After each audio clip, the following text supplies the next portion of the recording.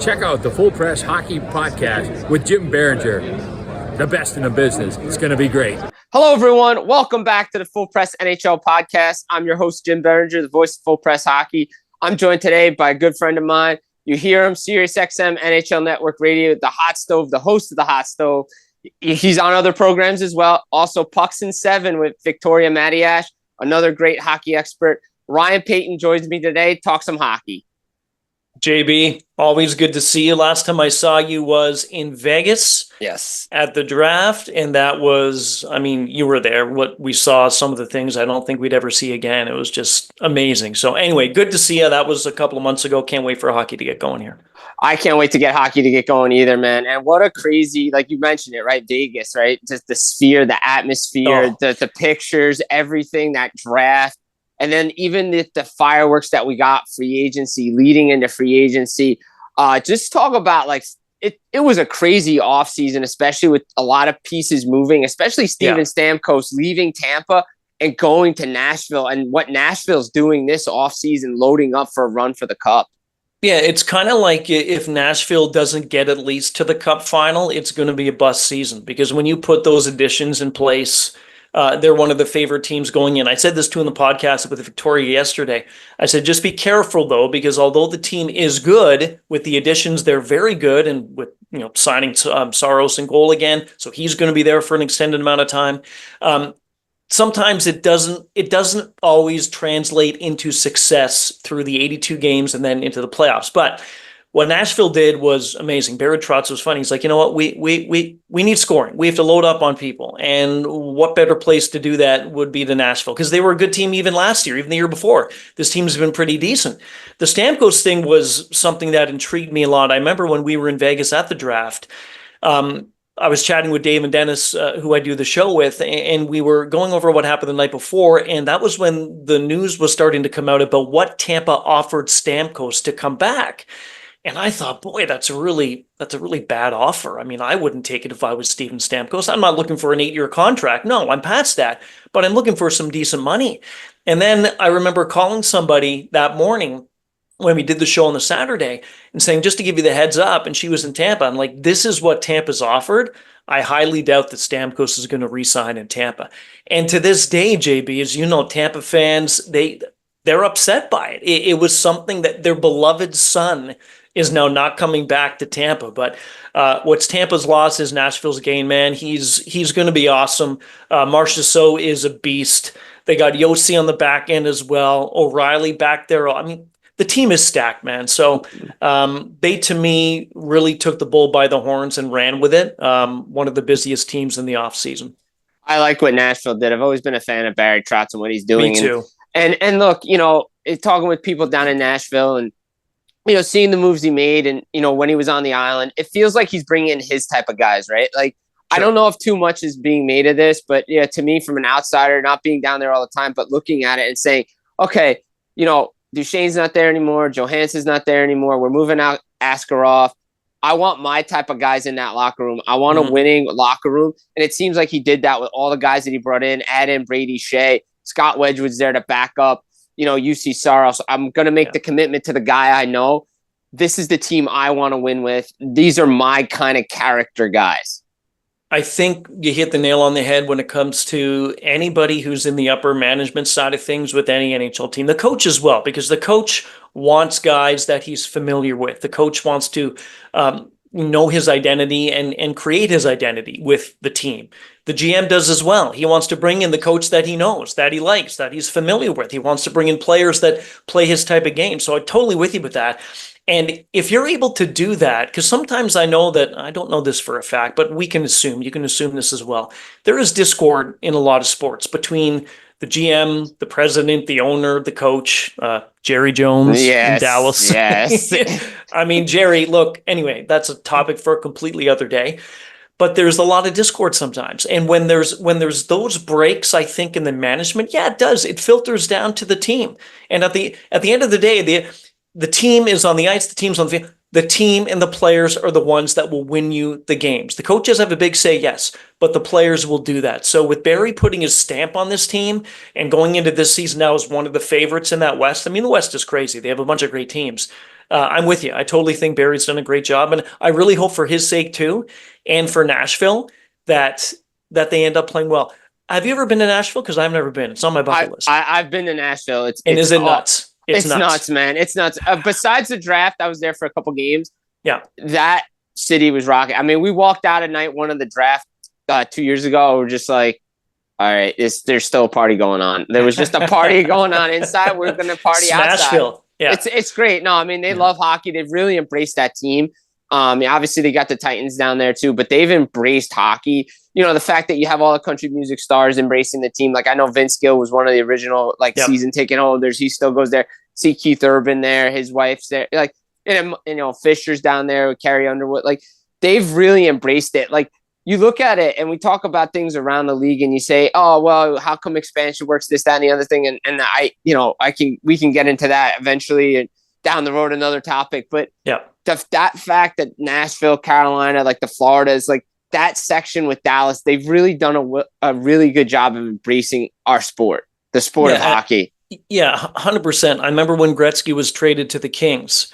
And before that, I mean, you had San Jose, you had LA, Anaheim, of course, would come on not too long after that. And he changed the way that California looked at the game of hockey in some of these warmer climates. You don't need to play hockey in the wintertime in a freezing cold climate. You were down in Florida. You were able to see the Panthers and see that. I mean, that was, I wish I could have been there, but that was awesome. So the way the NHL is now, it's completely changed, but has changed for the best. And if you want to keep expanding, Gary, if you want to do 2-3 more teams, I believe there's probably going to be at least 2 more by 26, 27. Don't know for sure, but maybe. And if you need to do warmer climates, that's fine. Hockey fans come everywhere. If they love the game, they will find a way to watch it. Yeah, amen to that. And you mentioned it earlier, Florida team. You mentioned Tampa, the offer to Stamkos. They made a choice. I've talked to some people. I've taken this sentiment. Did they make the right choice? They made a choice. They go with Jake Getzel. And they offer Hedman the Stamkos deal that Stamkos got in Nashville. And I'm just like, you have a chance to win. You bring back Ryan McDonough. Julian Breezewat talks about being financially responsible. But then you take on that full contract and it says to me, I'm like, okay, so what's really going on here? Did you want to move on like you always wanted to move on from, guys like Richards was there, St. Louis, LeCavitt. They moved on from those guys. It just felt like Stamkos was going to be different. But let's see what Jake Getzel does with like Kucherov and Point and those guys. Yeah, I mean, if you and I, if we were Jake Gensel and we had a chance to play in Tampa, I think we do okay. I mean, Gensel's been great. He was great in Pittsburgh. He was great when Carolina. So, I mean, he's a good hockey player. I think you texted or you tweeted, or a bunch of us were tweeting out that day that they signed Hedman to that same contract that they were going to offer Stamkos. I think the writing was on the wall, JB, for months before even the season ended, that I just think Tampa was going to move on from Stamkos. And nobody ever, I don't think, would have thought they would think that and even say that, and that would come into anyone's mind. But you're right. It doesn't make any sense if you were to give same amount of money in term to a guy like Victor Hedman, and you didn't do that to Steven Stamkos, then you've had Hedman in your back pocket as going to be that guy, going to be the one to take the captaincy, and you're going to move on from Steven. Hockey's a business, right? I say this all the time. I say it a lot of times on the show. Hockey's about hockey. Hockey's about putting the puck in that great place. But at the end of the day, it's a business. And maybe, Jim, I don't know, maybe there was something going on that we don't know about behind the scenes with Stamkos. Maybe there was a bit of a dissolution of the marriage between him and Breezewell. I don't know. I don't know if you know anything about that, but it just seems odd to me that they would be so quick to move on from Stamkos and give him that deal or offer him that contract, which to me was absolutely insulting. Not that you and I wouldn't take it, but if we were in Stamkos' position, I'm not going to take that stuff. I mean, it's an insult to what I've done to Tampa and how good I've been with the Tampa Bay Lightning. So I don't know. Tampa's going to be fine, I think. They're not going to be like they were last year. They will miss Stamkos. I'm going to say that. Gensel, that's fine, but I don't think he still fills those skates left by Stammer.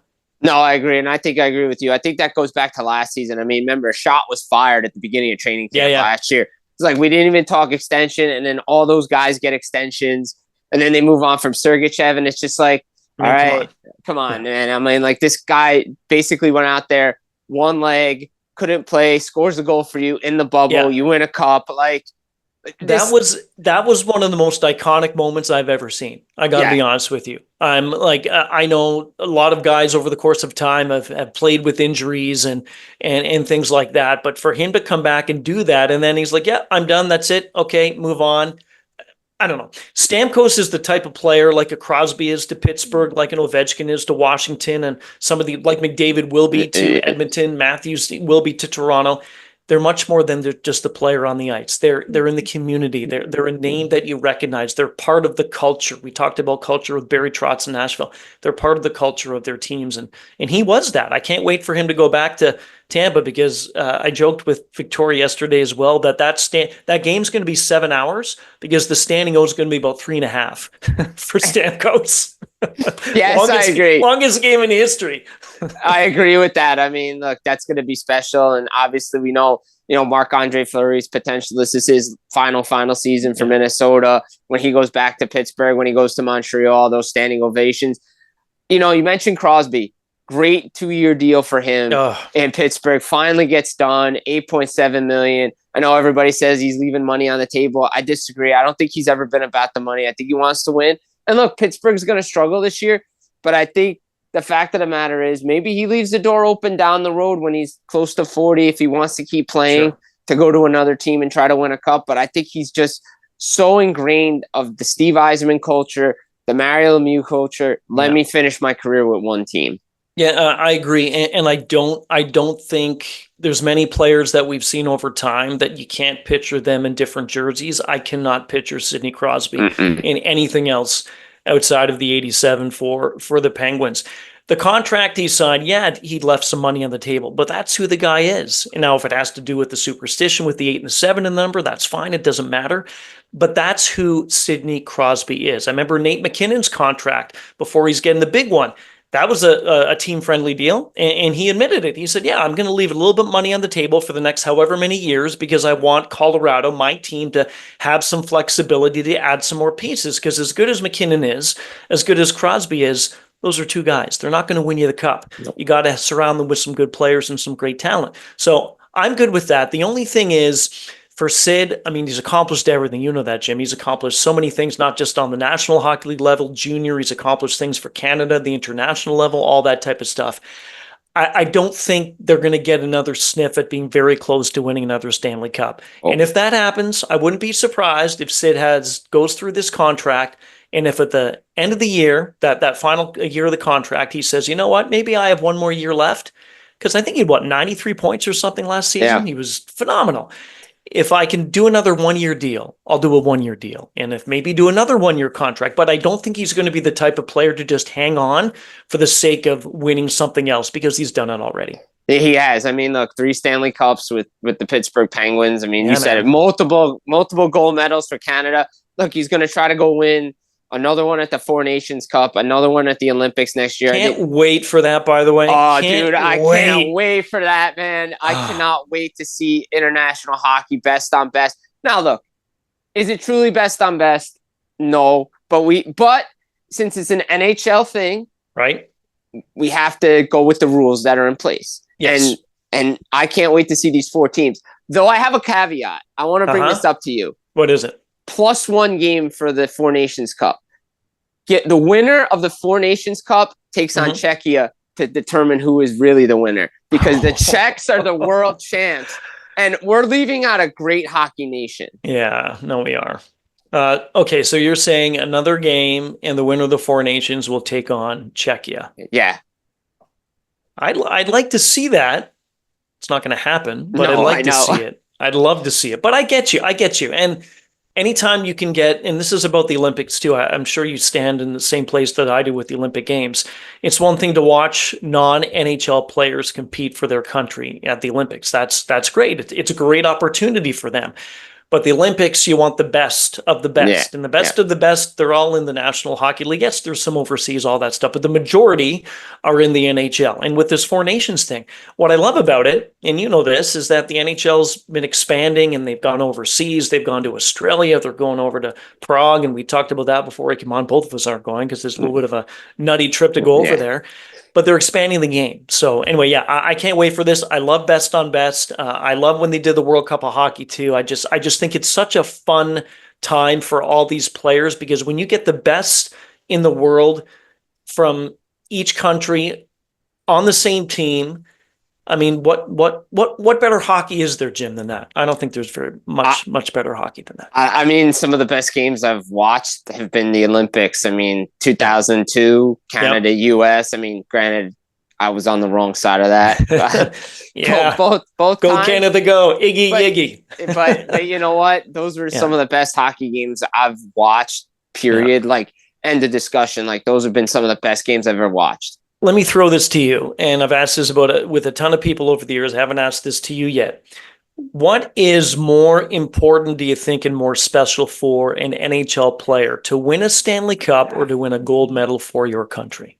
I think depends on where you are from and where you're born. North American players will say Stanley Cup. Europeans will say gold medal. Gold medal. Okay. That's where I stand on it. I know it's like a waffle answer, but I really do think it's where you're born and where you're brought up playing the game. Because I do think I speak to a lot of guys from the North America. They always say Stanley Cup. And now you hear guys, I want to play gold medal. But was that your first taste of the game? Because it always says we want to win a Stanley Cup on this side of the ocean. The other side of the ocean, I think, has always been about a gold medal. Because you always had that first chance to do it, was always playing for your home team. Yeah, so that's all you really knew. That's all you knew to start with that. No, I agree. I'm kind of, I haven't asked a player that before, but I'd love to at some point. But I think it's almost, if you're able to win that gold, well, number one, if you can get a gold and get a Stanley Cup, I mean, that's pretty good. That is pretty good. It means you're doing something right. Right? And I mean, some guys are quadruple, triple gold club. Guys are in the Hall of Fame. It's ridiculous, all the stuff these guys have accomplished. The players that they've done, I mean, the Hall of Famers. I mean, Sid's going right into the Hall of Fame. Yager's going to be there too. I mean, ridiculous, his career. I mean, he's still playing, dude. He's finally going to retire maybe at the end of the year. Not a chance. Not a chance. No way. He is going to go out when he's 70. Dude, I have a funny story. Last year at the Hall of Fame, we go up to Lanny. And we're like, dude, you're just going to have to put him in while he's still playing. I mean, you just have to at this point. You have to. There was a story about Yager, and this is what he probably did with every single team he played for. And this was in his early days in Pittsburgh, even in the later days too, I think with Calgary, whatever. So in the intermissions, of course, the guys go in, they take their skates off, and who knows what else they take off. But I'm sure they put on, they keep on some of the equipment. But he would go into the bike in the back of the locker room, and in the intermission, he'd be biking for 10 minutes. Just boom, boom, boom, keep going. And then he put the skates on, hop back out onto the ice. He did that till he was whatever the last year was that he was. I'm sure he still does that now at 50 plus, whatever he is, Jim. So good on him. Good on him. Great player. And, you look around the league and we've touched on a bunch of teams and, here with Ryan Paton, obviously you can hear him on SiriusXMNHL Network Radio, Pucks and Six with Victoria Matiash. Check that out as well. Great podcast. We touched on Tampa, touched on Nashville. Detroit is a team that's interesting to me as well, because you lock up Sider, you lock up Raymond, you have that three-headed goalie carousel. It feels like this is the year for the Detroit Red Wings to get back into the playoffs. Oh man, 100%. One of my favorite players watching when he was in the NHL was Stevie Y. And I think Yzerman has done an amazing job wherever he's been in the management side of things, whether it's Tampa and now with Detroit. Of course, he played with Detroit forever. I was looking at last season, Detroit being one of the teams to take a bit of a leap. Buffalo was also a team I thought would take a bit of a leap. Okay, yeah, we can. Okay, go Sabres, go this year. They're gonna. No, they're not gonna do it. Anyway, I know. And hey, sometimes I'm wrong, Jim. I can be wrong. So am I. I'm wrong. I'm wrong too. So it's okay. But Detroit, I love what they're doing. I love what they did. And those deals, I mean, I believe if I do the math correctly, those new ones to Sider and Raymond, they're on the team till at least 2031 or something like that. So whatever the extended amount of time is, they're there. Dylan Larkin's a part of that group as well. So those three guys. Then Patrick Kane's coming back, which I think is a fantastic thing for Detroit. Vladdy Tarasenko, let's not forget about him. They have a lot of guys on this team that are ready, that have been there before. Like Kane's been there. Tarasenko's been there. I really think that this season's going to be a good one for Detroit, and they're going to take that leap. Only thing I'm concerned with, and this happens in, I think, every sport. If your name's not McDavid, if your name's not a Matthews, if your name is not one of the marquee players in the league, Raymond's not a marquee guy, Seider's not a marquee guy, not yet. But that's a lot of money. That's a lot of term to these two young players. And so the expectation level is, okay, guys, you're around for the next extended amount of time. So let's go. We expect to win. I'm sure they'll be fine. Everyone has great support teams around them. Doesn't matter what age you are in the National Hockey League. But with the way that Yzerman's constructed this team, I firmly, firmly believe, and I hope to, because I've been a Wings fan, I'd love for them to take a big step this year. I like the contracts. Do you like the contracts? I like the contracts, really. Yeah. I mean, market value, right? Like understanding the business now, you say, back in the day, you would say, oh, that's a little high, this and that. But then when you look at market value and you say to yourself, okay, and you look at how teams structure their deals now, like speaking of the Devils, what they've done with Hughes, Hamilton, all those guys, and you get that salary hierarchy, you say, okay, well, if Dylan Larkin's at 8.7, we're not paying anybody higher than that. No, if we believe Larkin's the best, he's the max. Yeah, he's the max. So everybody slides in. And then when you look around the league and you say, okay, comparables, well, if Brock Faber gets 8.5 and he's played less games than Mo Seider has, well, Mo Seider should get 8.55. So I think they're great deals for both guys. Yeah, I really do. I think Raymond's coming into his own. I think the fact that he had 23 points in the final 18 games last year, and I mean, they got in, but they didn't get in because the tiebreakers. That was basically it. And Larkin gets hurt at the worst possible time for the Red Wings. Yeah. If he doesn't get hurt, I think Detroit's in and Washington's out last year. Completely agree. I always say this about contracts, and I think a week ago, maybe 2 weeks ago, Yzerman was quoted as saying, don't worry about these guys. We're going to get them signed. Everything's fine, because people were saying, well, when are you going to do that? Training camp's coming up, the season's starting, all that nonsense.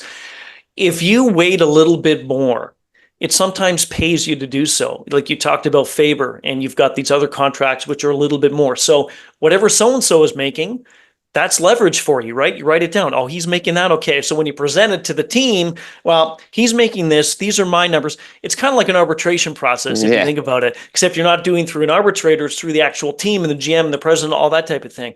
But I love it, man. I've been a huge Detroit fan, and I don't know. I'm a stickler, as you can probably tell behind me, for these original 6 franchises, and Detroit's one of them for me.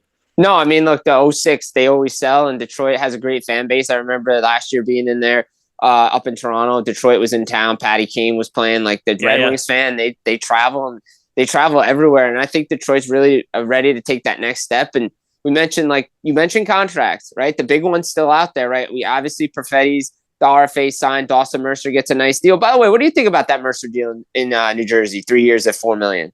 Yeah, I think it's fine. I'm always one to look at if you're going to perform, and if you haven't had a ton of longevity in the National Hockey League, and if I don't mean to give him a bridge deal. I think the Perfetti deal is a bridge deal. Actually, it is a bridge deal, the 2-year deal, and that goes back to when PK Subban signed his bridge deal years ago with Montreal. Then he inked that huge 8-year contract because the Canadians were like, okay, we know what we have, but we really don't yet, so we're going to give you 2 years to prove yourself. Oh yeah, you're pretty good. And then boom, you sign that massive deal. I like the deal. I do. I think you're more in tune with this, obviously, than I am with the Devils. But if they can just stay healthy, they've got a bunch of guys under contract. They've got a lot of money being paid to certain players, but they're very talented players. And also now they've shored up the goaltending, as you know. I'm a fan of the Mercer contract. Yeah, me too. And the big contract that's still out there, as I mentioned, Jeremy Swayman's still not signed.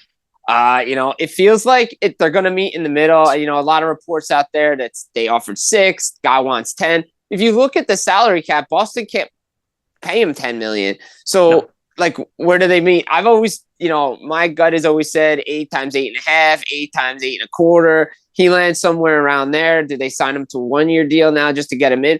Because I agree. I think with the Raymond and Seider deals, I think they needed to get those guys in. Detroit needed to get those guys in because you saw what happened in Anaheim last year. Guys got to play catch up. Guys get hurt. Swayman, the same thing. I think they got to get him in as quickly as possible because you know what? Boston's not going to go anywhere if they don't have their number one goalie. No, I was checking out as you're talking about the projected cap space now, as of this moment, we're doing this for Boston, and it's about 8.6 and change. So 8.6 mil. That's projected. So annual cap hit almost 80 as of right now. I'm surprised, to be honest with you, that this is even still a discussion. Don Sweeney was ticked off with a bunch of people. And I guess, I don't know. I think there's a lot of stress happening with this. I remember going into last season, even the season before, you looked at the two-headed monster in goal in Boston, Allmark and Swayman. You're like, okay, those two are the top two goaltenders in the NHL, and it's a coach's dream. You want to have a 1A and a 1B. And if each of them can play 41 games out of the 82, then you're set. You can go back and forth because they're just like a number one on any other team. I'm surprised this hasn't really gone through yet, but I do believe they're probably going to meet in the middle. And I think Swayman, look, he's good, JB. You know that. Yeah. He was going to be the guy that Boston was going to keep. There was no doubt about that. He's a very good goalie. I think the 10's pushing it, to be honest with you. I really do. Give me much more time in the league and prove to me that, you're worth maybe a 9 or 10. I don't put him in the same category as, say, a Shesterkin or some other goalies like that. But the fact that this is still going on as training camp is underway, I don't like that, because the last thing you need is distraction. Hey, Jeremy, how was practice? But by the way, where are the talks and negotiations? I don't care about that. Let's get something done. So maybe they do a 1-year deal and maybe they just find a way to get him through this season. I don't know. But even if they do the 1 year, it means to me, well, what are they going to do next year then? If they sign him for a 1-year contract, what's next year going to look like? Is he going to walk? Is he going to want more? Is he going to have a Vezina-type season this year that he's going to ask between 10 and 11? Can they afford to do that? Seems like a bit of a mess, to be honest with you. Yeah, I agree. I mean, once they moved out Allmark, I thought this thing was going to get done. You make the move. It should have been. It should have been done. It should have been done before you even made that trade. It should have been done. It should have been done. I agree with you. Like, it needed to be done. I get it. There's a Boston way of doing things. But let's be honest. Pasternak and McAvoy changed the Boston way of things. They wanted their money. They got their money. I understand you don't want to go high on $9 million with the goalies. I get it. The problem is the market's changing. The cap's going up. Dave's talked about it a million times. The cap's going up. There's going to be more revenue. We know what Shesterkin wants. He's going to reset the goalie market. We know that's going to happen in New York. Whether it's 10.6, whether it's 11, whatever the number is, he's resetting the goalie market. And that's what's going to happen. And with Swayman, I think it eventually happens, whether it's 7 years, 8 years, it doesn't matter. They're getting this done, and they got to get it done. No, they are going to get it done, because it looks bad already, but if they're not able to find and come to terms with anything, that's a really bad look. And to your point about when Allmark was gone, this should have been done a lot, or this should have been, to say, the next day, something like that. I mean, if you sign him before, then, Allmark is actually on his way out, which we all knew anyway. But this is a bad look on Boston. When any team does not have their number one goaltender in place and all that contractual stuff off to the side so you can focus on getting ready for a grueling season, that Atlantic division is going to be tough. Eastern Conference is going to be tough again. Boston's going to be in tough. They're going to be good, but they're going to be in tough. A lot of other teams are moving up. Detroit, for example, as we talked about, they're moving up. It's just a bad look, man. You got to get this thing done. I hope they do. I really do. Me too. And I mean, you mentioned it, right? No distractions going into training camp, right? I love the way, look, we want to, where you are, Toronto area. Look, Marner comes out and says, look, I don't want to talk about my contract. I want to ask you about that. Yeah. I think, hey, I'm going to settle it right now. I don't want to talk about it. I want to just say, hey, I love playing for the Maple Leafs. This is where I want to be. Tavares, same thing. He's like, look, I'd love to be here. I want to stay here. McDavid in some little skirmish says, hey, I'm not talking about it this year. You guys know where I stand. The Edmonton Oilers lock up Draisaitl before it even becomes a distraction. I love the players coming out and say, hey, let's take care of this stuff. This is the only time I'm talking about it. Ask it away, or we're not talking about it the rest of the year because we don't want it to be a distraction. We had, Victoria and I had a disagreement yesterday about this idea of players saying, this is the last time I'm going to talk about the contract. We're going to focus in on the off season and the season to come. And if there's anything to report, then we'll do that. But I don't want to talk about it again.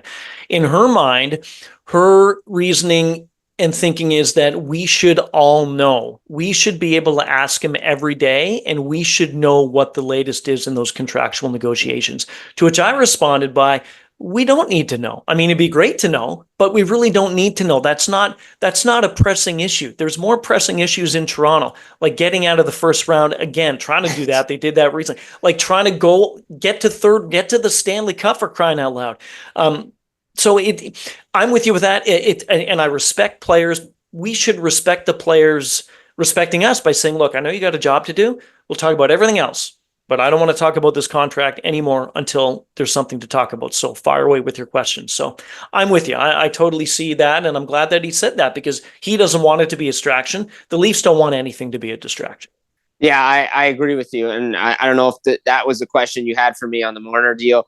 It was. Yeah. I agree with you on that 100%. I like the way these guys are just saying, hey, look, this is what I'm saying. Yeah. This is what I want to talk about. We have to talk about the team. I'm focused on the season. This is where I want to be. That's it. Even Matthews, I saw it when I was out in Vegas and we were talking about the Four Nations. Everybody's talking about Marner. He's like, guys, I'm here to talk about the Four Nations Cup. Like, exactly. Like I'm not here to talk about my buddy's contract. Like, no. That's why the Leafs handled everything last year so perfectly with Matthews. They got it done before training camp. I agree. And I know Willie was a distraction going in, but they handled it at the beginning. And then it seemed like the focus was on the team. The focus needs to be on the team in Toronto, because let's be honest. And I want to ask you this question, because I brought this up with a lot of people, and somebody mentioned this to me last year when I was talking about Matthews and Nylander in the cap space. When did precedent become setting that you need to get a player back or got to get something for unrestricted free agent going into the final year of his deal?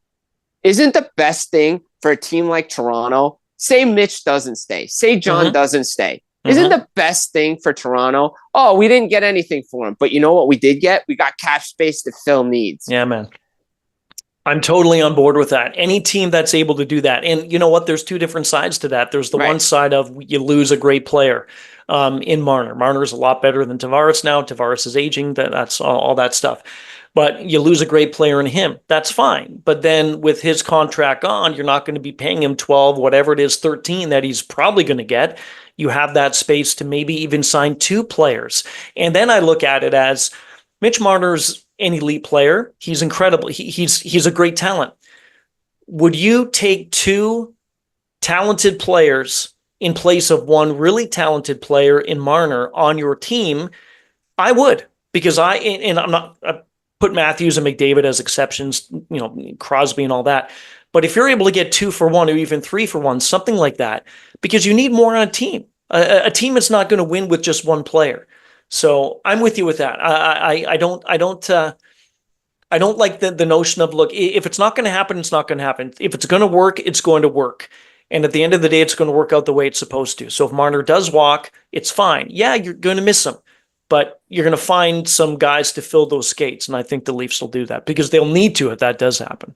Yeah, and one more question on this, going back to when Tavares signed. I've always been this has been my stance on this contract since day one, since they signed it. Okay. I know he's put up great numbers. I know he's got them into the second round. He's been a great leader for the team. When Kyle Dubas was there, I just don't think they needed him. I don't think that was the player they needed. I thought they could have got a goaltender with that money, a defenseman, and maybe they're further along in the process. John has done a great job up there. I love watching him play. I just don't know if that's what they needed. The contract, out of all the ones everyone talks about Toronto, they're top heavy. The Matthews contract, the Nylander contract, the Marner contract, the Tavares contract, put in Riley. So say the big 5, but really it's the big 4 up front. The Tavares contract is the bad contract. It is. For him to be still making $11 million this season into that final year of a contract, that is a way overpay.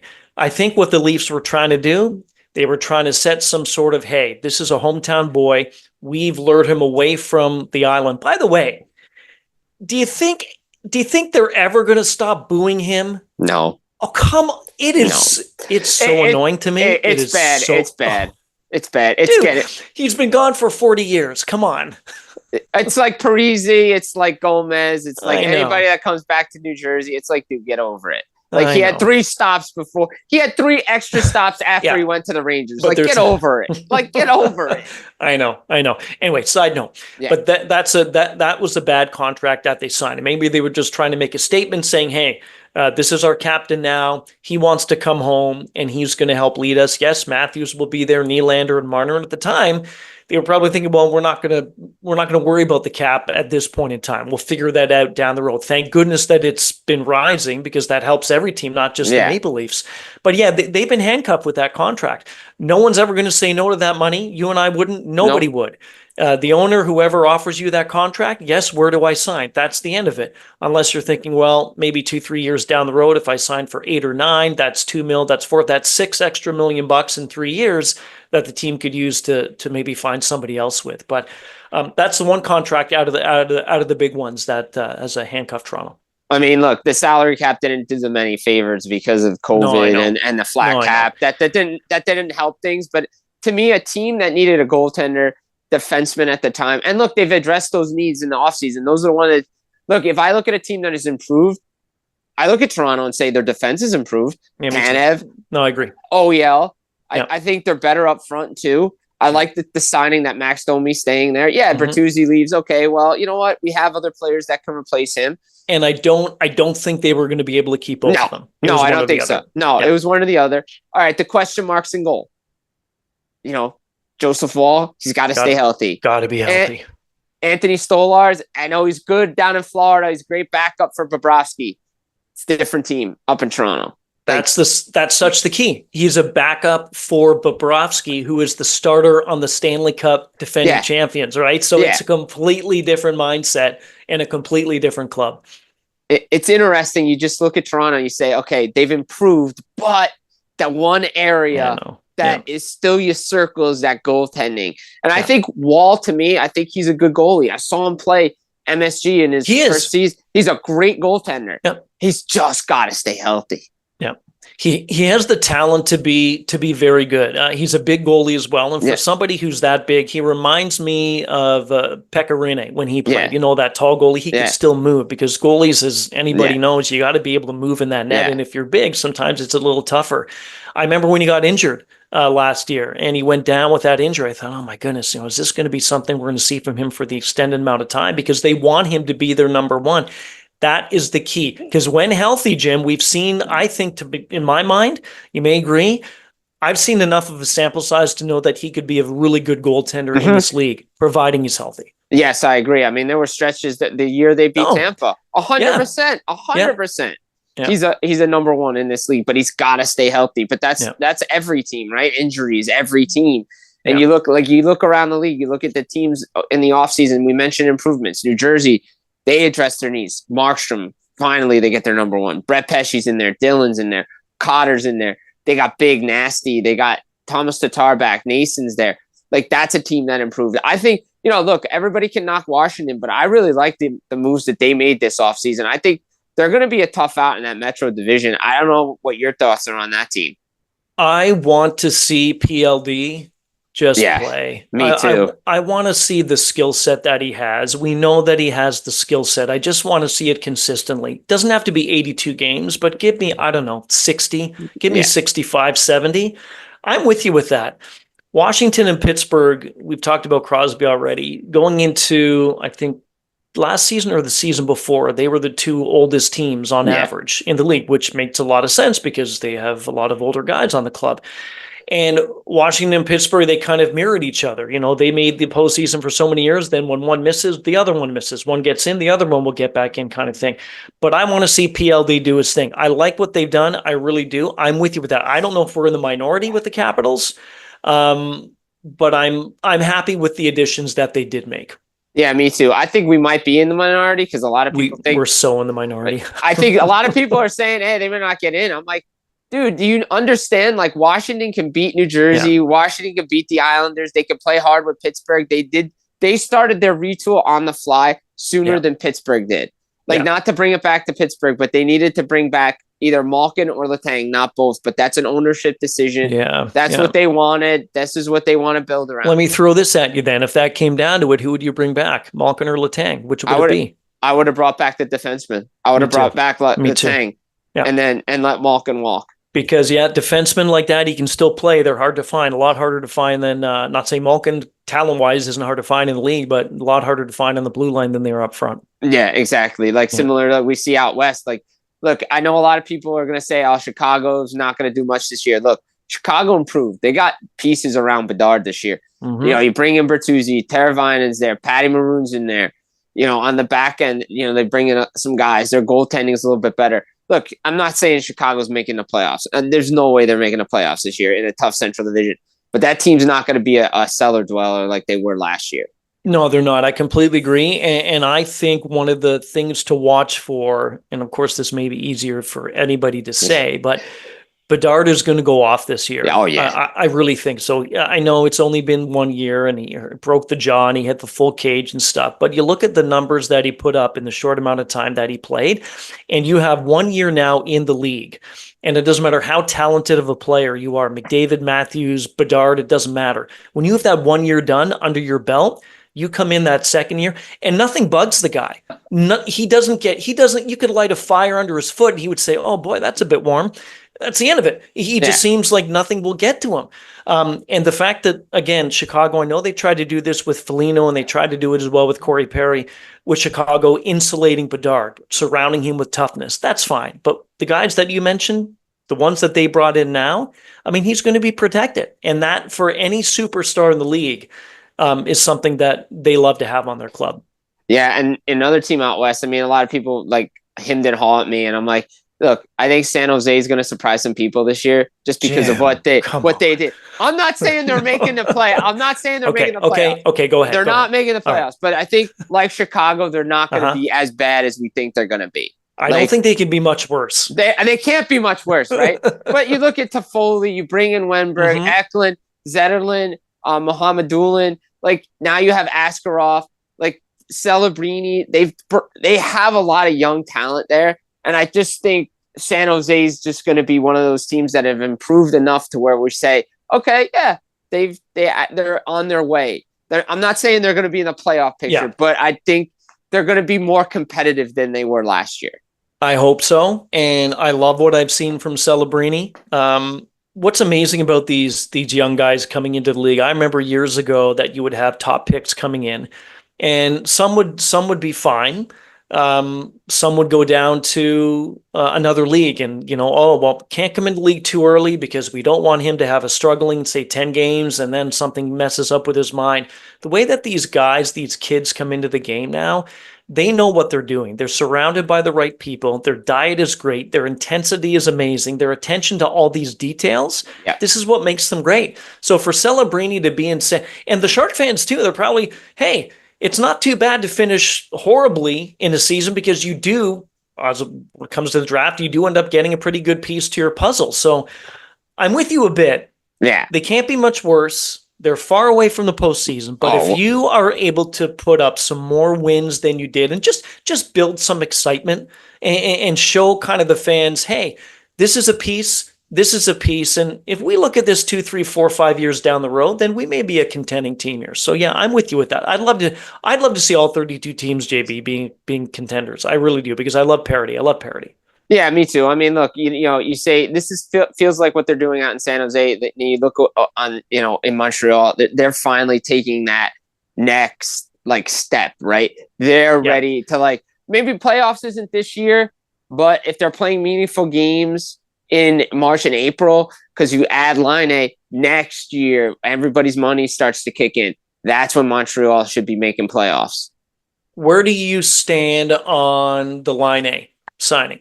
I like it. I love it. I thought this was a great addition for Montreal. It reminds me of what Gordon did in New York when he got Panarin. Good call. Good comparable. I think it's a low risk, high reward thing for Montreal. And I'm always a big fan, too, of any coach that used to play in the league. I'm not saying that they're better than any coach that didn't play in the league, but you have Martin St. Louis. So I think Laine with St. Louis is going to be a great fit. We know that he's had some mental issues and things like that, so hopefully he'll be okay. But when he's fine, Jim, when he's good here and when he's good on the ice, he's a deadly hockey player. There's no reason to think this guy can't get 35, 40, maybe 45 goals. So I love that. I love that for him, and I love that for Montreal. I think the fact that he's in the spotlight, he's in a hockey city. Not to say Columbus is not a hockey city. And by the way, that franchise I feel like is cursed. Like I really do. And we'll get to that in a minute. Yeah. But I feel like that in Montreal, the spotlight, like in Winnipeg, I think this is where he's going to shine the brightest. And you play with a guy like Doc, maybe Newhook's there as well. And Martin St. Louis gets his fingers in him a little bit. Oof. I think the Canadiens are going to be a good team. Absolutely agree with that. And what I like about Montreal is that they're trending in that direction. They are trending in that direction. And you mentioned about Columbus. We can talk about that in a second if you want to, about the media market. And with Laine going to Montreal, and a lot of people say in the league, Toronto's a tough place to play. There's a lot of places that are tough. Yeah, because the media is incessant and it's like bees on honey. It's constant. I know these players and coaches have a duty to talk. They do. But at the end of it, Laine should know, and I'm probably not going out on a limb by saying this, that he was told about what to expect when he goes to Montreal. If he can handle it, which I'm sure he can, pick his points, I think he'll be fine. Yeah, just real quick, just to, on Columbus real quick, and then it's going to be hard to transition after what happened. But I mean, just an unbelievable tragedy. I mean, words cannot describe what happened like weeks ago with the passing of Johnny Gaudreau and his brother Matthew Gaudreau. Like just unthinkable, unfathomable, whatever adjective you want to put in there. I couldn't believe it when I saw the story, and just heartbreaking because Jersey community, Columbus, Calgary, like everybody's poured out for this guy. And it just, Columbus, just one thing after another with this team. And it's just so unfortunate. We lost a great hockey player and two great men. We did, and you mentioned men, and they were brothers, they were husbands, they were sons. We know Johnny's wife was pregnant, and Matthew's wife was expecting, or they just had a baby. So it makes it more of a tragedy and plus, as we know, we don't have to go into the details, but as we know, it was on the eve of his sister's wedding, and they were just out having brotherly time, and they were on bikes, probably having laughs and being goofs, and probably maybe racing each other at times, saying, I'm going to beat you kind of thing. But I cannot, when I saw that, my heart just sunk, Jim. It did. And for anybody that's passed away in any sport, even in the world in general, it's just awful. But this was just one of those things where it really sucked the life out of me. Yeah. And I thought, you hate life sometimes when this stuff happens because of somebody just being absolutely stupid. And now they have to move on. I loved though what John Tortorella did the other day. That was great. When he got Mr. Gaudreau, I think that's so good at Torts. I think Torts said he's going to have him try to come back too. I think it's great. Yeah, and I was thinking this yesterday. That's one thing. Say this happened to you or I, and God forbid it never does. But say it did, and I got a call from Tortorella or you did saying, I'll come on, and then take your time to think about it. Then you agree to do it. You don't do that as a one-off, because if you just think that this will be therapeutic, as Tortorella did say, for Gaudreau and the family. So yeah, I loved it, man. I know they have a long way to go, and so many steps have to be taken, but the whole hockey community and world is, and us included, we continue to think about them. Absolutely, all the time. The big topic of conversation around the league outside of expansion has been like long-term injury reserve, LTIR. Like everybody's just like up in arms when teams like use it, and I guess you want to say abuse it, but I don't think it's abusing it when it's in the rule book. And same with the offer sheets, right? Like it's in the rule book, you can do it, but if your team's not doing it, maybe they're not doing something right, because Vegas seems to be using it correctly. Tampa, Edmonton may have to use it as well. I think LTIR, hey, you know what? It's part of the CBA. If your GM's not using it, maybe he's doing something wrong. No, it is. And the league is so tough to win in that if you can take advantage, maybe that's not the right words, but if you're able to use that to your advantage at a certain point in the season and then go into the playoffs with them coming back, then I think you should do that. I looked up a little bit this morning because I wanted to get this right. Patty Kane was put on LTIR back in 2015, and then he came back for game one of the playoffs. Tampa did the same thing, as with Kucherov in 21, Mark Stone in Vegas in 23. At one point last year in March, Jim, 17 of the 32 teams were operating on LTIR. So that's more than half of the league was operating on that. I don't think there's anything wrong with it. I firmly believe that Mark Stone was hurt Yeah. Nikita Kucherov was hurt. Patrick Kane was hurt. I would really be incensed if teams and players are faking their injuries. Then, Right. I mean, I would not be able to wrap my head around that. That is a way to circumvent the system, and I really don't think that's happening. No. So, and it's also too, 31 teams outside of Vegas were upset about it. The 31 teams outside of Tampa, when Kucherov did, they were upset about it. And the whatever teams were in 2014, I can't recall, they were upset when Chicago did. But if your team was doing it, you're not going to hear a peep from them. No. You're going to hear crickets. Crickets. Oh, that's fine. Yeah, it's good. We're going to get him back. There's nothing wrong with it. So there's nothing wrong with it. To be honest, I don't know how the league can make amends to it to make people not think there's a problem. That's where I think the issue is, to be honest. Yeah, I think some people do think there's an issue with it. Look, Colorado's been operating in LTIR for the last couple of years because Landeskog's not been available. Absolutely. And you're telling me as well that Gabe Landeskog would much rather be playing than be on the outside or just attending practices when his team's in the play. There's no chance. These guys want to play hockey. They're making money. They're playing the game that they're. You and I would love to play hockey for a living. Yes. Absolutely. So they're not lying about the injuries. They want to get back as best as they can. And if that means the NHL, there's nothing wrong with it. You think about it. If you have a player that's now not on your roster that can't play, so why can't you use then that money to replace him for an extended amount, right? And look, I don't know. It's crazy. Go back and forth on this forever. Yeah. It's crazy because you're going to see it in. I mean, even though they say they're not going to do it, do I think Evander Kane's going to be back in 5 to 6 months? No. Do I think he's going to be back for the playoffs? Yes. He has the 2 sports hernias and the full 4 muscle tears. And as I did this, that's 3, Ryan. 4. There we go. Yeah. Early. I'll get it right. 1, 2, 3. 4 of them. That's not just, a twisted ankle, Jim. I mean, if that happened to you and I, we would be out for a little bit of time too. So no, I don't think so either. Do I think I do. And I think Edmonton is planning on that. And why shouldn't they? No. And Montreal's going to put Carey Price again on LTIR. Yeah. Robin Leonard is going to be back on LTIR. Oh, by the way, Nick Backstrom in Washington, TJ Oshie. Keep going. Going. There's a list of teams that are going to be operating in LTIR day one of the regular season when those rosters have to be entered.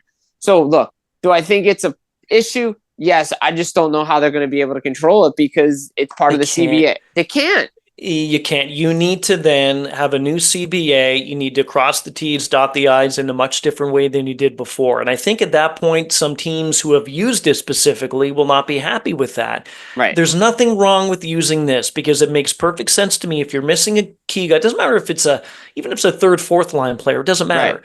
Of course, it's a little more important if you're missing a Kucherov or a Kane or Stamkos and etc. But if you're missing someone, you should have the means to try to replace them. And if they come back, that's great. Nothing wrong with it. No, I agree with you. Real quick before we wrap up everything, what are you looking forward to the most this season? Nothing. No, Nothing. I'm just kidding. I love it. Yeah.